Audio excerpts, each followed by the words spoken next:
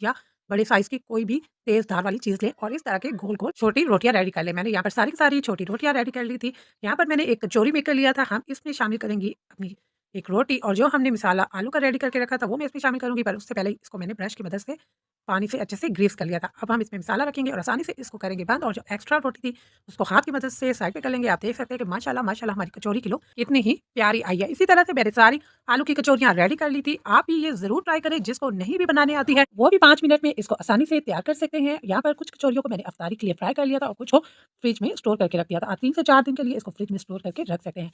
यहाँ पर इसको फ्राई करने के लिए मैंने घी लिया था, घी को मैंने अच्छे से गर्म कर लिया था। घी से हमारी कचौरियाँ बहुत ही ख और इसका ज़ायका तो बहुत ही लाजवाब था। हमारी यहाँ पर ज़बरदस्त सी आलू की कचौरियाँ रेडी हो चुकी थी। जल्दी-जल्दी इसको फ्राई करें और इफ्तारी में इसको एन्जॉय करें। ये बहुत ही क्रिस्पी और खस्ता बनकर तैयार हुई थी। अगर आप रमज़ानुल मुबारक में अलग-अलग और यम्मी सी रेसिपीज़ ट्राई करना चाहते हैं तो मेरे चैनल पर ज़रूर विज़िट करें। वहाँ पर रमज़ान के मुतालिक मैंने बहुत सी